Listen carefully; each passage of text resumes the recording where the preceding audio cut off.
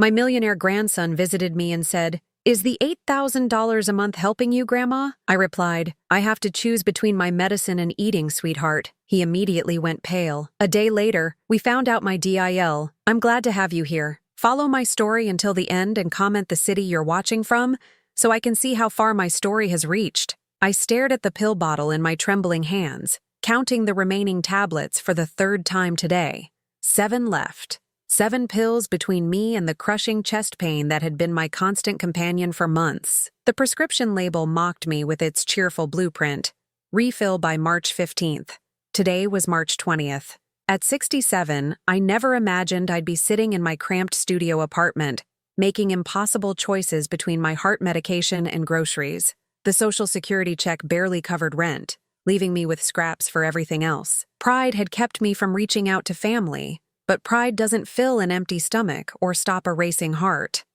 I set the pills on my rickety kitchen table next to an envelope marked "Final Notice" in angry red letters. The electric company didn't care about my fixed income or my dignity. They wanted their money, and I didn't have it. The knock on my door startled me so badly I nearly knocked over my lukewarm tea. Through the peephole I saw a familiar silhouette that made my heart skip for entirely different reasons. Jasper, my grandson, 28 years old, successful, and someone I hadn't seen in person for almost 6 months. Grandma Harriet. His voice carried that warm enthusiasm that had melted my heart since he was 5 years old, gap-toothed and covered in playground dirt.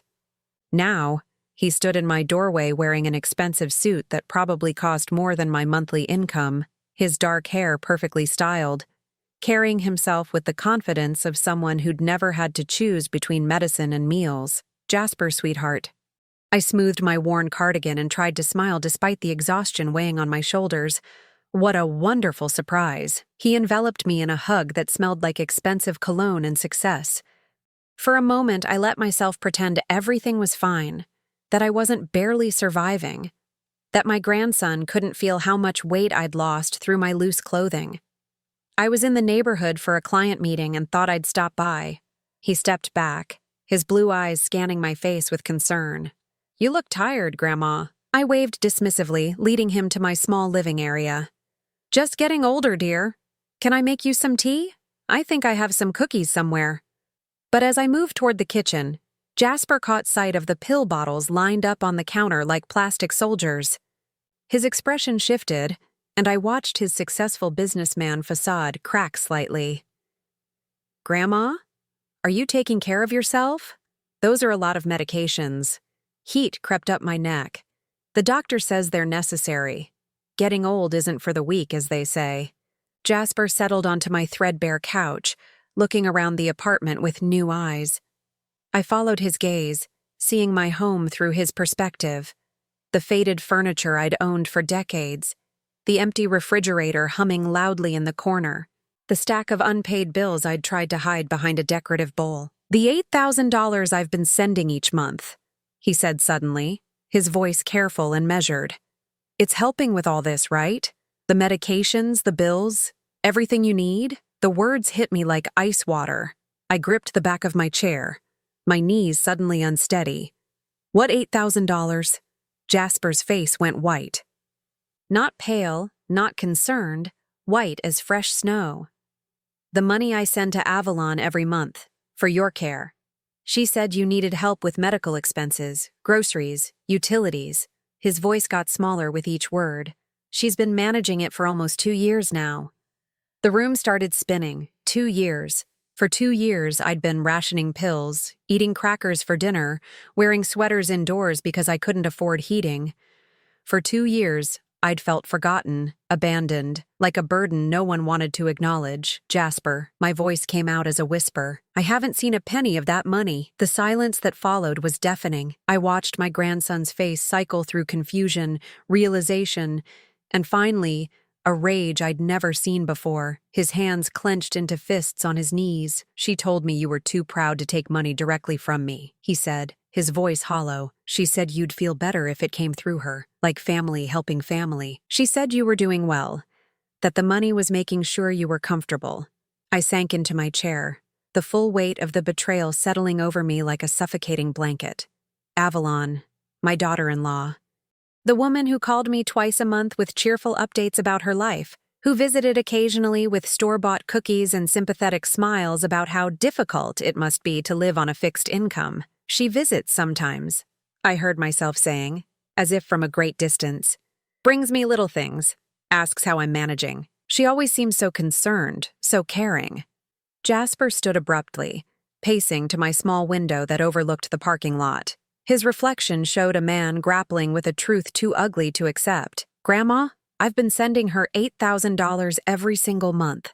$64,000 over the past 8 months alone. She said it was barely enough to cover your needs, that your health was declining, that she was doing everything she could, but he turned to face me, his eyes bright with unshed tears. My God, what has she done? The question hung in the air between us, loaded with implications too terrible to voice. I thought about all the times Avalon had mentioned Jasper was so busy with work that he couldn't visit. All the times she'd sighed about how expensive everything has gotten when I'd mentioned struggling with bills. All the times she'd patted my hand and said she understood how hard it must be to feel forgotten by family. She hadn't just stolen money, she'd stolen my grandson's love, my family connection, my dignity. She'd let me believe I was unwanted while positioning herself as my savior to Jasper. I have to choose between my heart medication and eating, I said quietly, the words scraping my throat raw. I haven't had a proper meal in days. I've been wearing my winter coat inside because I can't afford to heat this place properly. Jasper's composure finally cracked. He pressed his palms against his eyes, his shoulders shaking. I thought I was taking care of you. I thought Avalon was making sure you had everything you needed.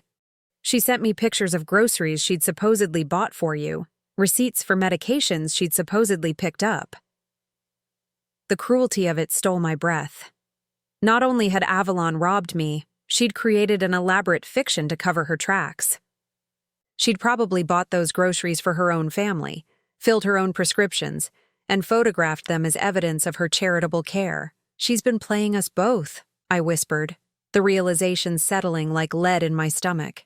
Jasper wiped his eyes and straightened his shoulders, his grief transforming into something harder, more determined. Grandma, this ends now, today. I'm going to make sure you get every penny you should have received, and I'm going to make sure Avalon faces consequences for what she's done. But even as relief flooded through me at the promise of help, a colder fear took root. If Avalon had been this calculating, this manipulative for 2 years without either of us suspecting, what else had she been lying about? What other damage had she done that we hadn't discovered yet?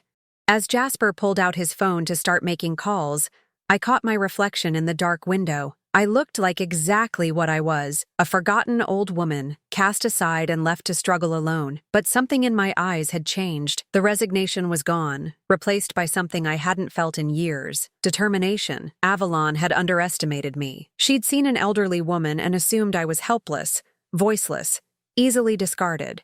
She was about to learn just how wrong she'd been. The next morning, Jasper arrived at my apartment with a briefcase, dark circles under his eyes, and the grim expression of someone who'd spent the night uncovering ugly truths. He'd called ahead, his voice tight with controlled fury, asking me to gather any paperwork I had, bank statements, bills, anything that might help us understand the scope of Avalon's deception.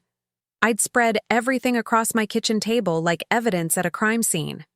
Overdue notices, medical bills marked payment required, bank statements showing a balance that never seemed to climb above double digits. My entire financial life laid bare, a testament to 2 years of quiet desperation. I've been on the phone with my bank since 6 this morning, Jasper said, settling into the chair across from me. He opened his briefcase and pulled out a thick stack of printed statements. Every transfer, every receipt Avalon provided, every lie she told. It's all here. His hands shook slightly as he spread the papers between us.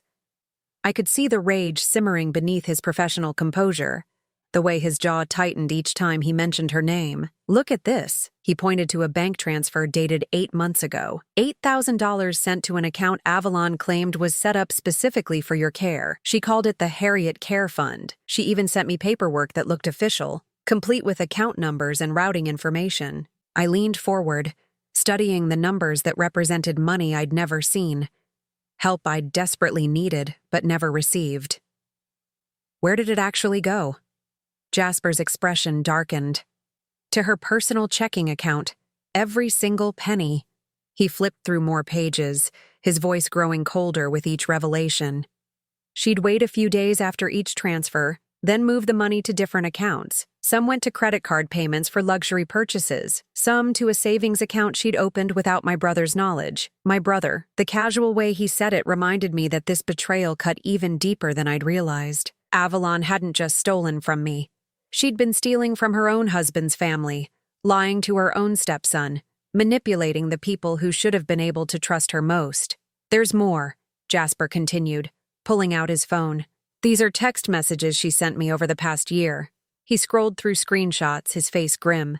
Listen to this one from last Christmas. Harriet is doing much better thanks to your generosity. She was able to get her medications refilled and even bought herself a nice winter coat. She's so grateful but too proud to tell you herself. The words hit me like physical blows. Last Christmas, I'd spent the day alone, wearing my threadbare robe because my only winter coat had fallen apart. I'd eaten canned soup heated on my stove because I couldn't afford a proper holiday meal. Or this one from February, Jasper's voice was barely controlled. Had to take Harriet to the doctor today. Her heart condition is concerning, but thankfully we can afford the specialist now. She keeps saying she doesn't know what she'd do without family who cares. I pressed my hand to my chest, feeling the irregular flutter that had worsened over the winter months when I'd been skipping doses of my medication. I haven't seen a specialist in over a year, I whispered. I've been getting my prescriptions from the emergency clinic because I can't afford a cardiologist. Jasper set down his phone and reached across the table to take my hand. His was warm and steady. Mine was cold and trembling. Grandma, she created an entire fictional narrative. She made me believe you were not only okay, but actually thriving because of the money I was sending. I thought about Avalon's visits over the past 2 years, replaying them with this new, devastating context.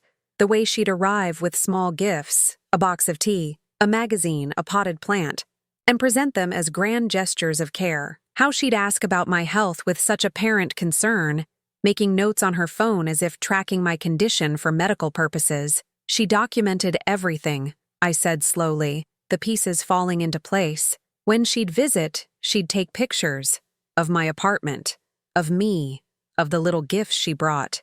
I thought she was just being sentimental. She was building evidence, Jasper said grimly. Evidence of her supposed care. Look, he showed me photos on his phone that I recognized.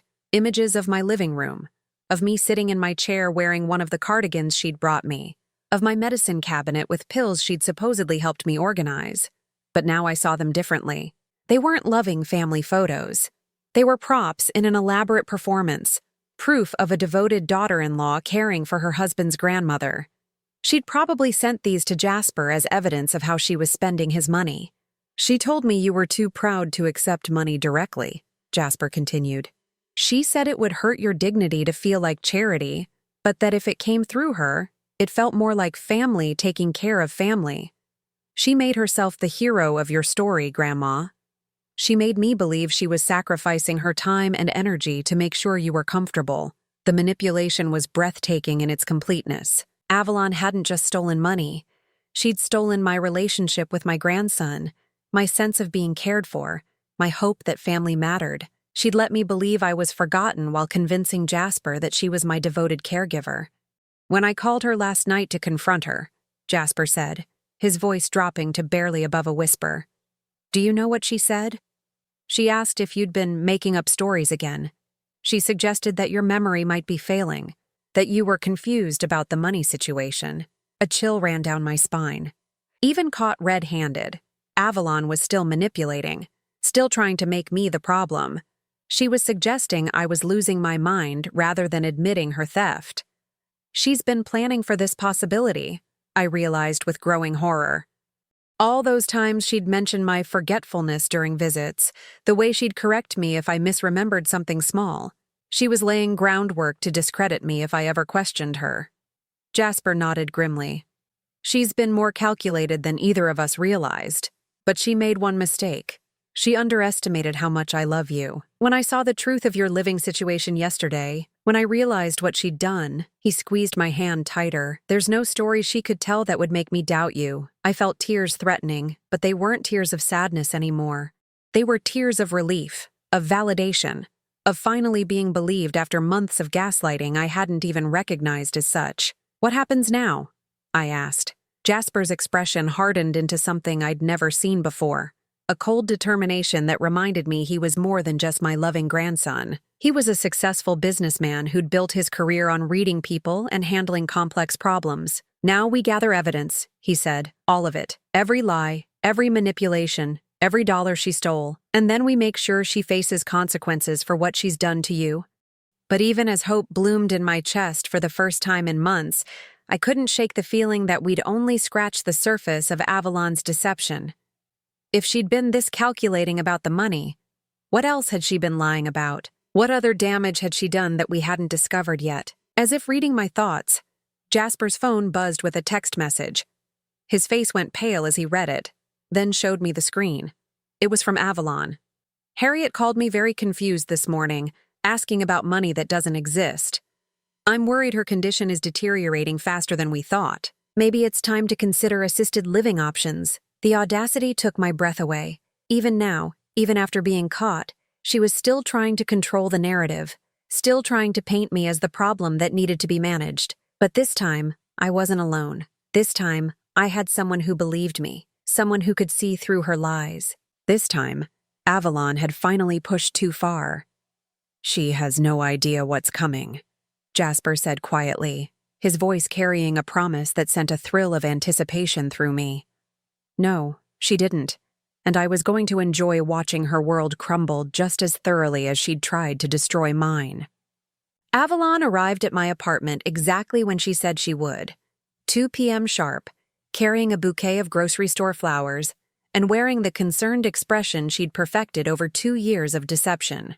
I watched through my peephole as she checked her reflection in her phone screen, adjusting her carefully styled blonde hair before knocking with the same gentle rhythm she always used. Jasper was hidden in my bedroom, armed with a recording app on his phone and explicit instructions to stay quiet no matter what he heard.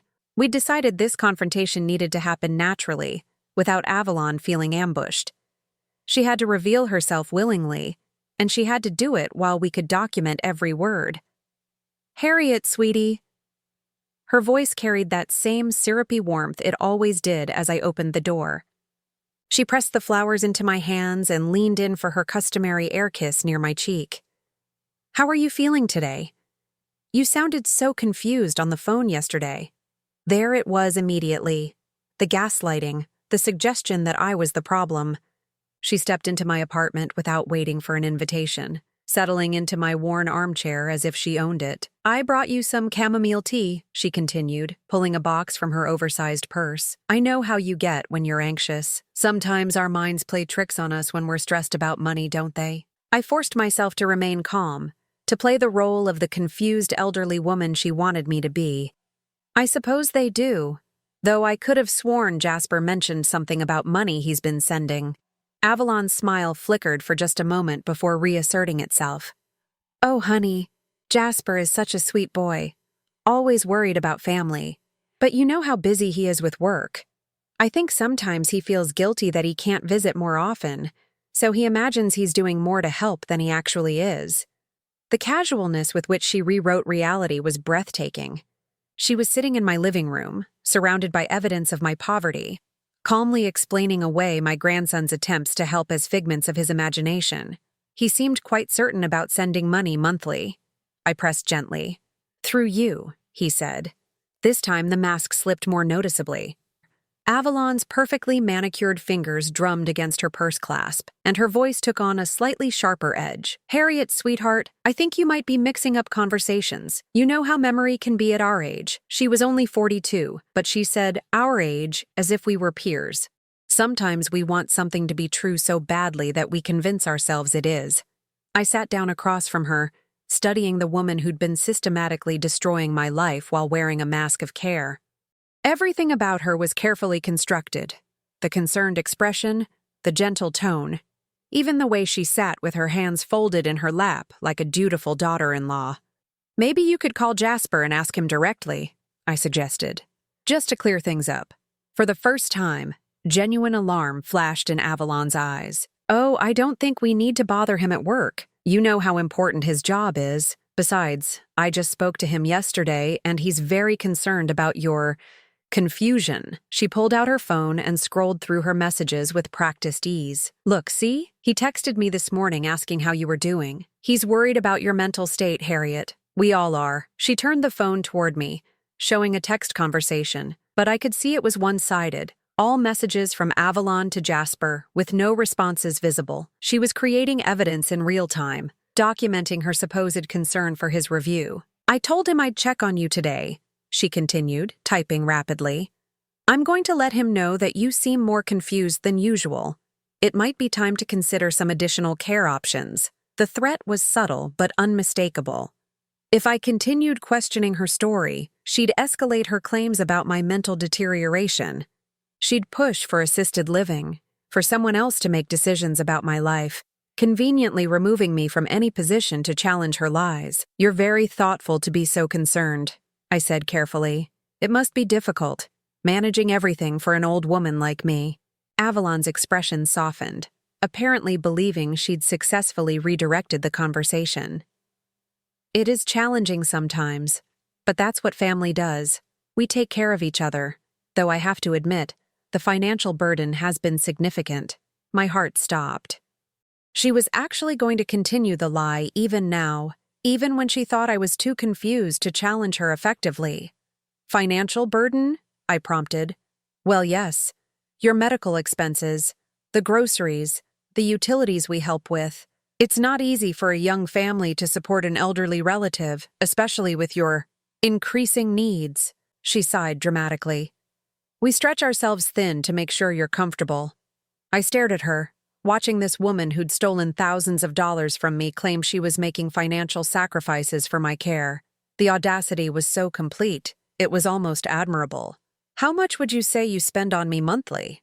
I asked, genuinely curious to see how far she'd take the lie. Avalon hesitated, probably calculating what amount would seem generous but not suspicious. Oh, it varies. Some months it's $6,000 or $7,000, especially when you have medical emergencies. We just want to make sure you never have to worry about money. $6,000 or $7,000. She was claiming to spend nearly the full amount Jasper sent, just leaving herself a small margin for handling fees. She'd calculated exactly how to maximize her theft while maintaining plausible deniability. That's very generous, I said, though I don't remember any recent medical emergencies. Avalon's smile tightened almost imperceptibly.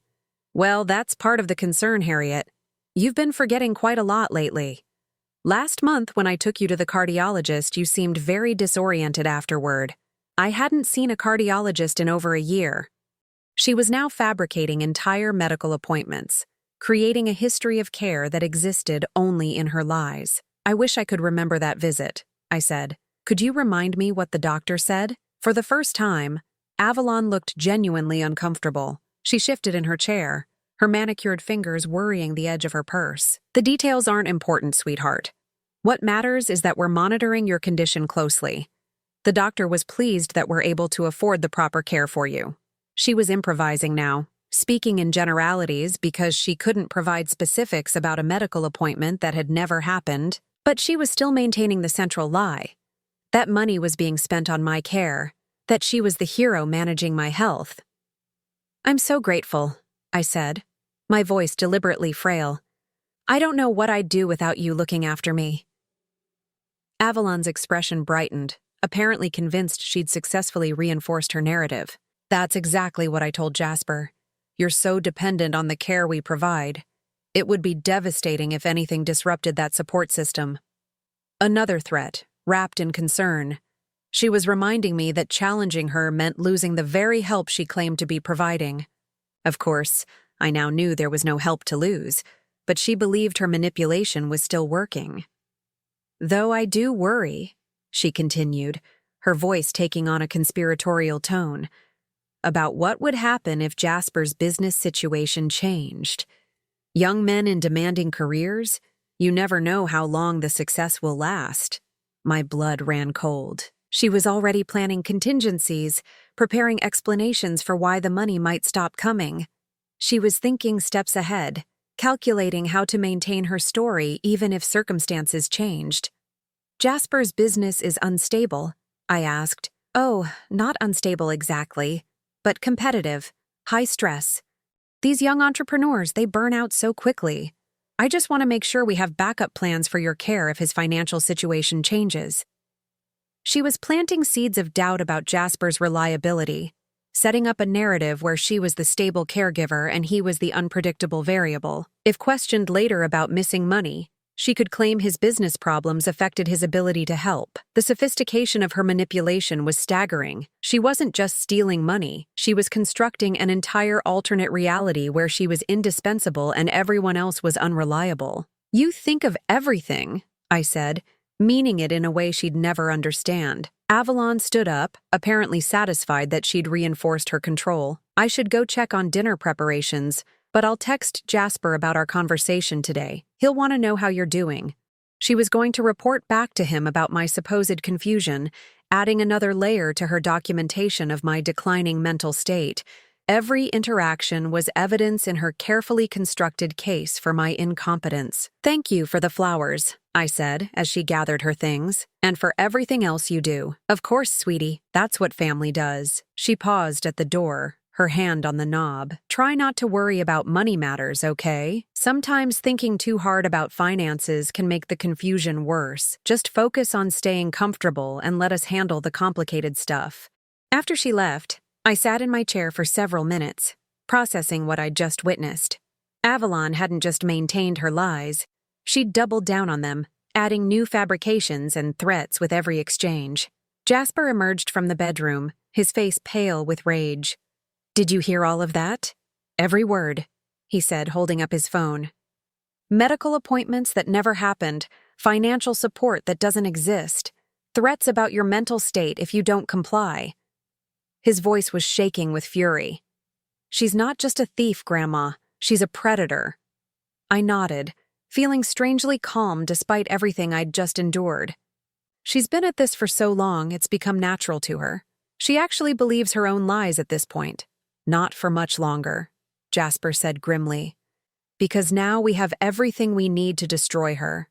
As I watched him scroll through the recording, documenting each lie for future reference, I felt something I hadn't experienced in years.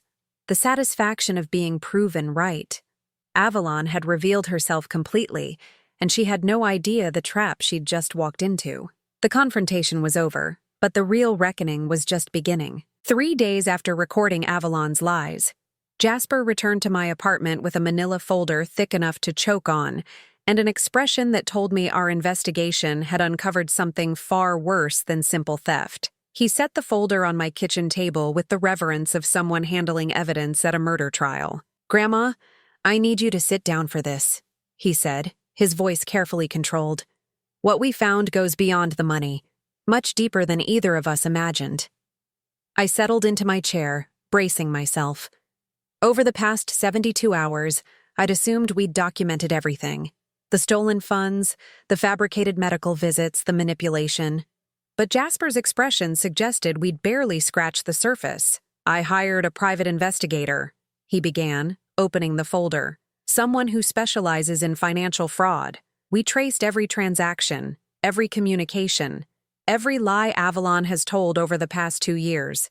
He pulled out a stack of printed emails, bank statements, and phone records. "It started with this." He handed me a printout of an email dated 3 years ago, 6 months before the financial theft began. The sender was Avalon. The recipient was someone named Marcus Chen, listed as a family care coordinator. My hands trembled as I read her words. "Marcus, we discussed the elderly care situation. H is becoming more isolated and probably won't notice discrepancies in financial management. She's already expressing confusion about bills and medications. J is very busy with work and trusts me completely to handle family matters. I think we can proceed with the plan we discussed.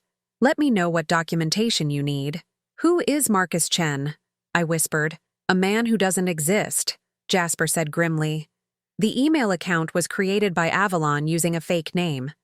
She was sending emails to herself, creating a paper trail that made it look like she was consulting with a professional about your care. I stared at the email, my mind reeling. 3 years ago, I'd been healthier, more independent. Avalon had been planning this deception long before I actually needed help, positioning herself to take advantage of a crisis that hadn't even occurred yet. There's more. Jasper pulled out another document. She created an entire fake business, Chen Family Services, legitimate-looking website, professional letterhead, even fake reviews, all designed to make it appear she was working with qualified professionals to manage your care. He showed me printed screenshots of a website that looked completely professional, testimonials from grateful families, descriptions of comprehensive elderly care services, even photos of smiling seniors receiving help. All of it fabricated to support Avalon's lies. When I started sending money, she'd forward me reports from this fake company, Jasper continued. Detailed accounts of your medical appointments, grocery deliveries, household maintenance. She even included photos, pictures she'd taken during her actual visits to you, but presented as documentation of services she was supposedly paying for. I remembered those photos now with sick clarity. Avalon always had her phone out during visits, taking pictures of me in my chair, of my medicine cabinet, of my sparse refrigerator. I'd thought she was being sentimental, documenting our time together. Instead, she was creating props for an elaborate fraud. The grocery deliveries she documented, I said slowly, I never received them. Because she was buying groceries for her own family and photographing the receipts, Jasper confirmed. Same with the medications, the cleaning services, the medical equipment. Everything she claimed to purchase for you actually went to her own household. The sophistication of the deception was breathtaking. Avalon hadn't just stolen money. She'd created an entire fictional business infrastructure to justify the theft. She'd spent months building believable documentation before ever asking for financial help. But that's not the worst part, Jasper said, his voice dropping to barely above a whisper. He pulled out a different set of papers. Phone records, text message logs, email communications. She was actively sabotaging your other relationships, making sure you stayed isolated and dependent on her. My blood turned to ice. What do you mean? Your neighbor, Mrs. Peterson. She tried to invite you to her granddaughter's birthday party last year. Do you remember getting that invitation? I frowned, searching my memory. No, I never heard about any party. Because Avalon intercepted the invitation. He showed me a printed email exchange between Avalon and Mrs. Peterson. She told your neighbor that you were having difficulties and that social gatherings were too overwhelming for your condition. She suggested Mrs. Peterson avoid future invitations to prevent upsetting you. The betrayal hit me like a physical blow. Mrs. Peterson had been my closest neighbor for 15 years. When she'd suddenly stopped including me in social activities, I'd assumed she was losing interest in our friendship. Instead, Avalon had systematically destroyed the relationship by portraying me as mentally fragile. Your cousin Janet in Portland tried to send you a care package last Christmas, Jasper continued relentlessly. Avalon contacted the shipping company and had it returned, claiming you'd moved and left no forwarding address. She then told Janet that you'd specifically asked not to receive any packages because they confused you. I felt the walls of my world crumbling around me. Janet had been my closest remaining family connection besides Jasper. When the Christmas cards stopped coming, when the occasional phone calls ended, I'd assumed she'd simply gotten busy with her own life. Instead, Avalon had systematically severed that relationship too. How many people? I asked, my voice barely audible. Jasper's expression was grim as he flipped through more documents. Everyone, Grandma. Every friend. Every family member. Every connection you had outside of her control. She created a systematic campaign to isolate you, making it appear that you were declining mentally and socially. He showed me a detailed log he'd compiled. Dozens of intercepted communications, blocked invitations, redirected packages, and fabricated health updates. Avalon had appointed herself as my unofficial guardian, filtering all my interactions with the outside world.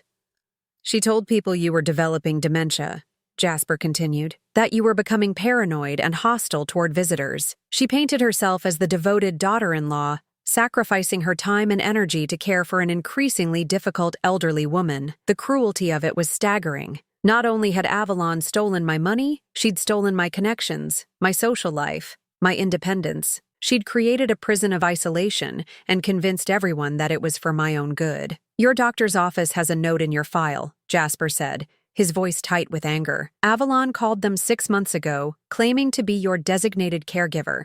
She told them you were experiencing memory issues and that all medical communications should go through her to avoid confusing you. That's why they stopped calling me directly about appointments," I realized with horror. "I thought they were just being more efficient by working through family. She was intercepting your medical communications too. The appointment reminders, test results, medication updates. Everything was being filtered through her. She had complete control over your healthcare information. I thought about all the times I'd felt confused about my medical care, uncertain about prescription changes or appointment schedules. I'd attributed it to getting older, to normal forgetfulness. Instead, it was systematic information deprivation designed to make me more dependent on Avalon's supposed help. "There's one more thing," Jasper said, pulling out a final document that made my heart stop. "She contacted Adult Protective Services last month." "What?" "She filed a report expressing concern about your living conditions and mental state. She claimed you were refusing help, becoming hostile toward family members, and showing signs of serious cognitive decline. She requested a welfare check." The room started spinning. I never had any visit from Protective Services, because the caseworker called her first, as the listed family contact. Avalon told them the situation had stabilized and that you were now accepting appropriate care. She provided documentation of the supposed medical support and financial assistance you were receiving. I stared at the report, reading Avalon's description of my life. Subject appears malnourished and confused, living in unsanitary conditions, refuses assistance from family members and becomes agitated when care is offered, requires immediate intervention before situation deteriorates further.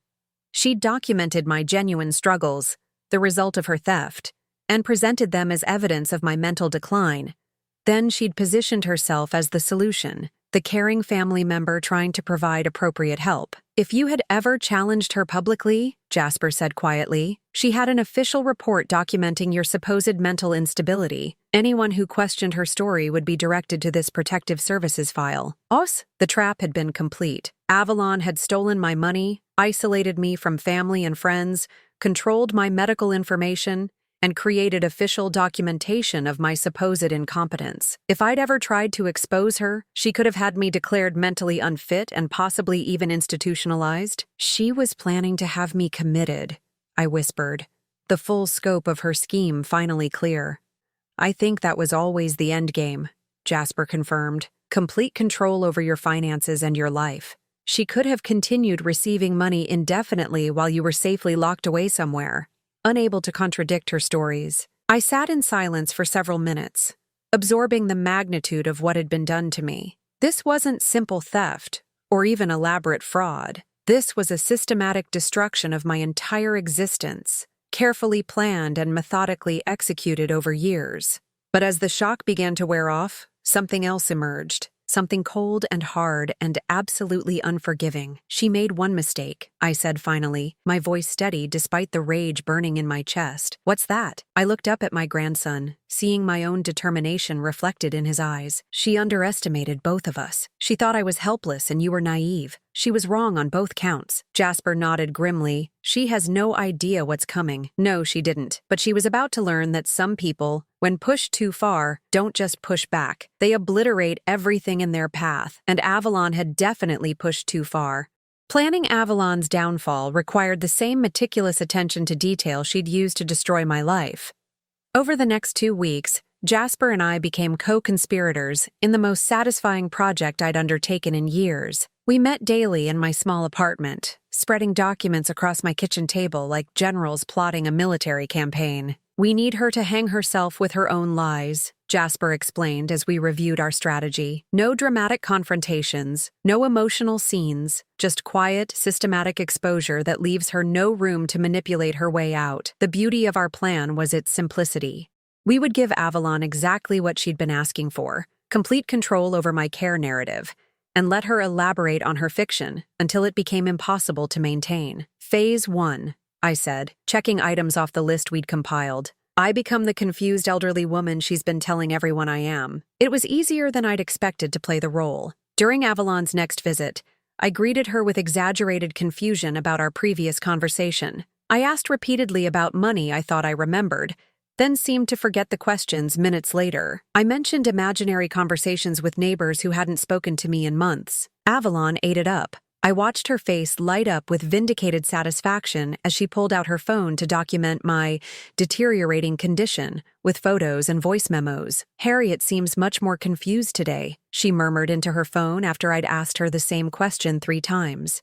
She's asking about money that doesn't exist and claiming to remember conversations that never happened. I'm concerned her dementia is progressing faster than expected. She sent these updates to Jasper immediately, along with suggestions that we might need to explore care options sooner than anticipated. Each message was evidence of her eagerness to have me declared incompetent. Phase 2, Jasper announced during one of our planning sessions. We give her opportunities to expand her lies until they become impossible to track. He began asking Avalon for more detailed reports about my care. What specific medications was she helping me manage? Which doctors had we seen recently? What medical equipment had been purchased for my comfort? Avalon, confident in her established narrative, provided elaborate details. She described prescription changes that had never happened, specialist consultations that were pure fiction, and medical equipment purchases that existed only in her imagination. The cardiologist wants to increase her beta blocker dosage, she texted Jasper after one of my performances,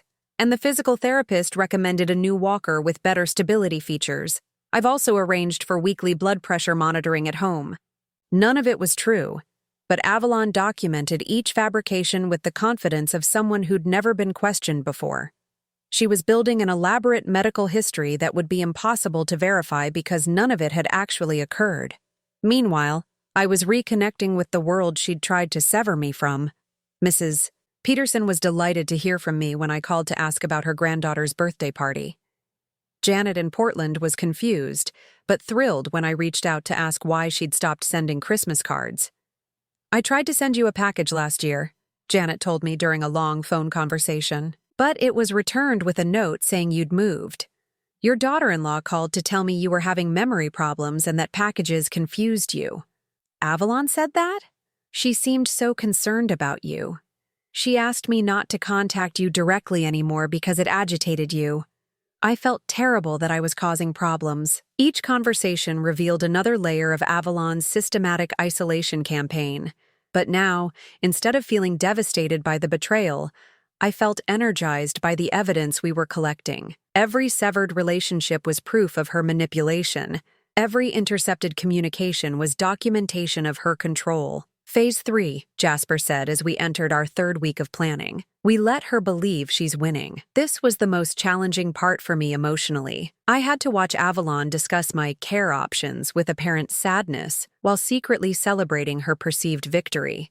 She brought brochures for assisted living facilities, spoke in hushed tones about my declining condition, and positioned herself as the reluctant family member forced to make difficult decisions. It's so hard to watch someone you care about deteriorate, she told Jasper during a phone call I listened to on speaker. But I think we need to face reality. Harriet can't live independently much longer. She's becoming a danger to herself. She scheduled tours of memory care facilities, claiming she was researching options just in case. She even contacted a lawyer about obtaining guardianship rights, presenting herself as the only family member willing to take responsibility for my welfare. Each action was documented. Each lie was recorded. Each manipulation was preserved for future reference. Avalon was building the case for her own destruction with the same thoroughness she'd used to isolate me. But the most satisfying part of our plan was watching her grow careless with success. Confident that her narrative was unquestioned, she began taking greater risks. She started spending more of Jasper's money on obvious luxuries, a new car, expensive jewelry, home renovations that she claimed were accessibility improvements for my visits. I had to upgrade the guest bathroom for when Harriet stays with us. She texted Jasper with photos of a complete remodel that cost nearly $15,000. The old setup wasn't safe for someone with her mobility issues.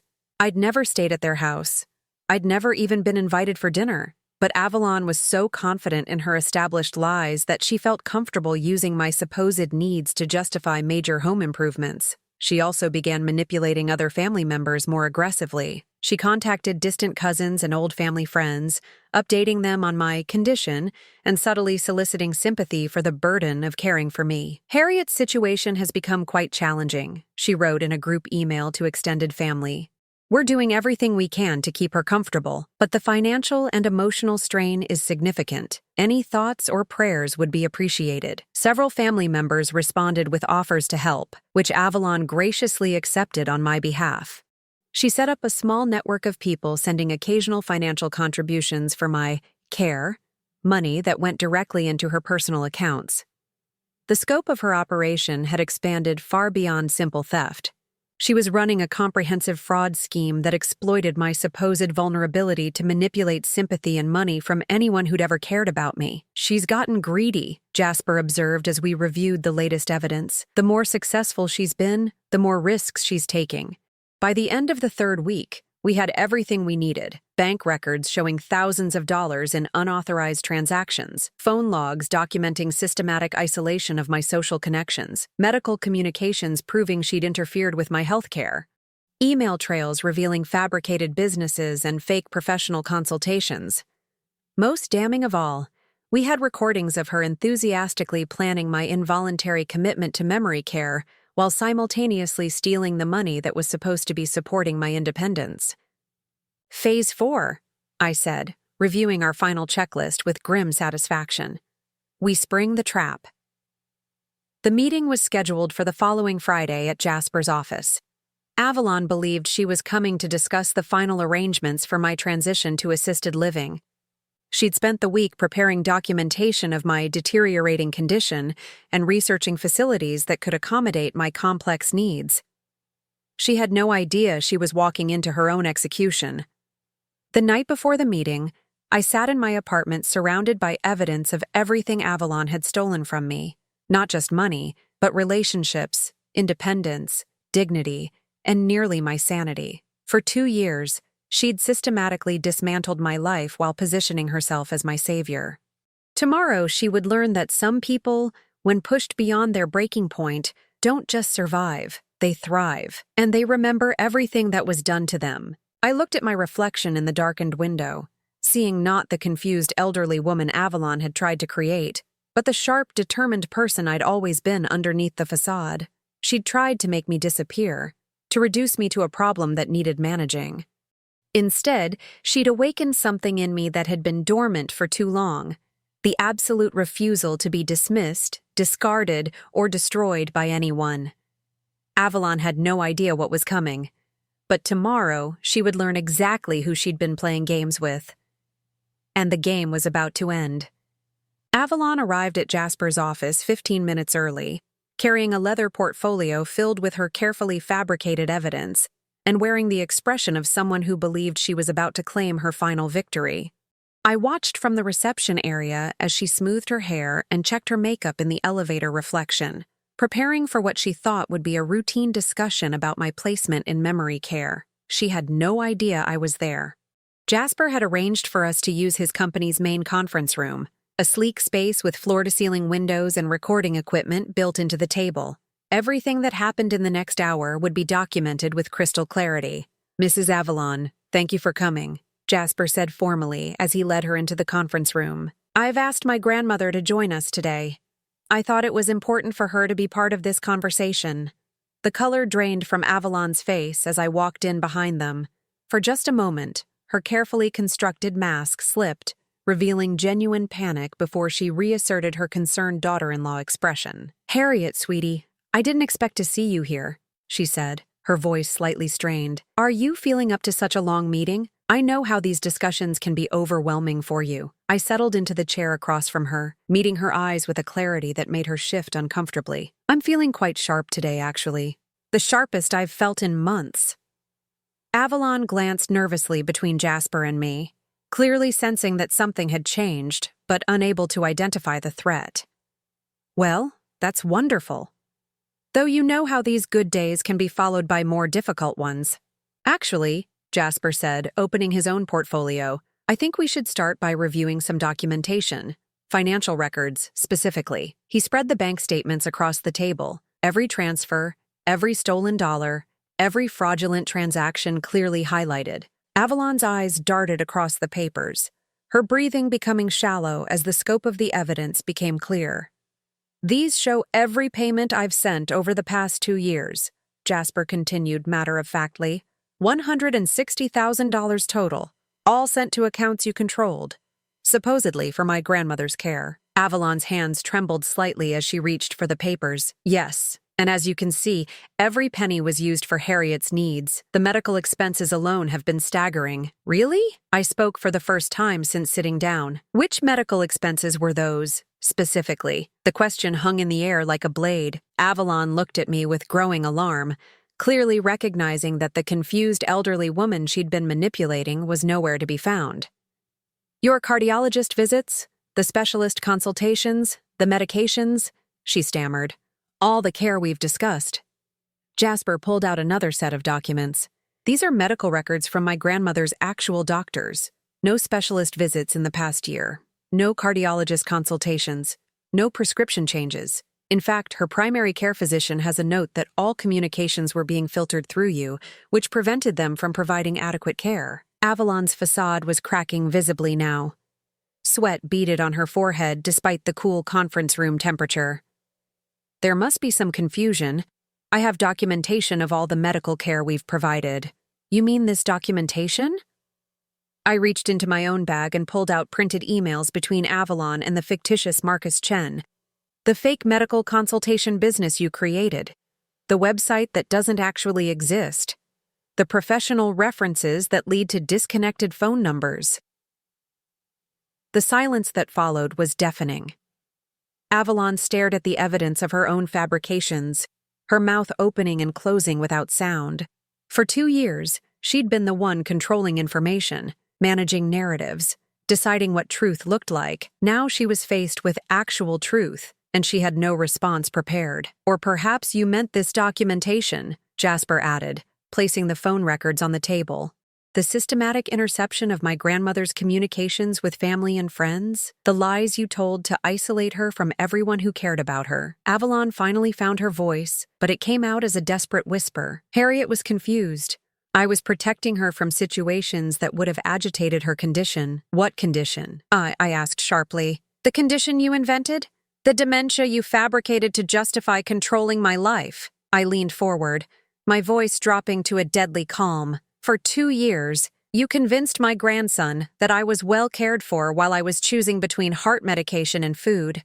You stole money meant to help me survive while documenting my deterioration as proof of your dedicated care. You isolated me from every person who might have actually helped me, then used my resulting desperation as evidence that I was mentally incompetent." Avalon's breathing was becoming rapid and shallow. "I was trying to help. The money situation is complicated, and I was managing everything to make sure you had what you needed." "What I needed," I said, my voice rising for the first time, "was the money my grandson was sending. What I needed was contact with my family and friends.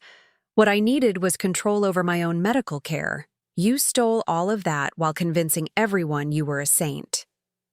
Jasper placed one final document on the table, the Adult Protective Services report Avalon had filed. "This is particularly interesting. You reported my grandmother as a vulnerable adult in need of intervention, then positioned yourself as the solution to the problem you'd created by stealing her support money." Avalon stared at the report, her last defense crumbling. "I was concerned about her welfare. You were concerned about maintaining control," I corrected. "You needed official documentation of my supposed incompetence in case anyone ever questioned your authority over my life." The room fell silent, except for the sound of Avalon's labored breathing. She looked around desperately, searching for an exit that didn't exist. Every lie had been exposed, every manipulation documented, every cruel calculation laid bare. "The Adult Protective Services caseworker will be very interested in this evidence," Jasper said quietly, "as will the police, the district attorney's office, and every family member you've been soliciting money from under false pretenses." Avalon's composure finally shattered completely. "You can't prove I intended to hurt anyone. I was trying to help manage a difficult situation. By stealing over $160,000? I asked. By fabricating medical emergencies and intercepting healthcare communications? By systematically destroying my relationships with people who cared about me? I stood up, looking down at the woman who'd tried to erase me from my own life. You didn't just steal money, Avalon.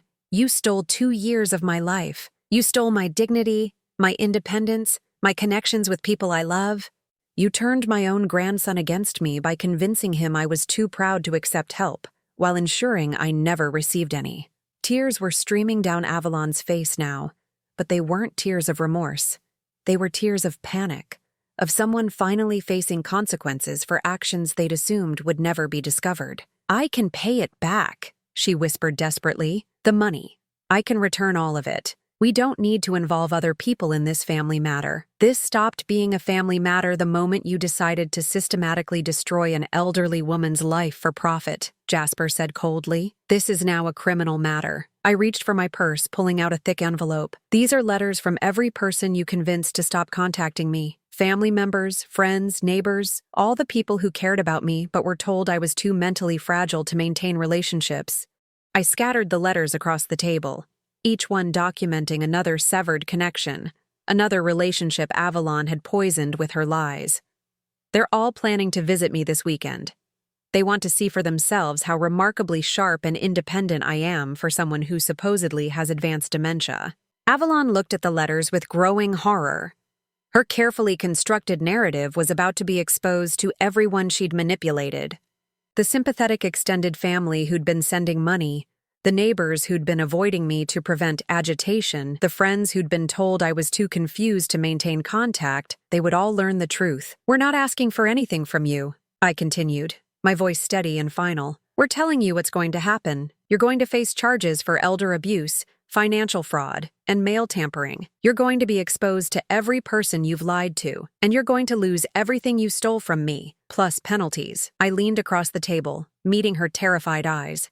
But most importantly, you're going to learn now. I'm curious about you who listened to my story. What would you do if you were in my place? Have you ever been through something similar? Comment below, and meanwhile, I'm leaving on the final screen 2 other stories that are channel favorites, and they will definitely surprise you. Thank you for watching until here.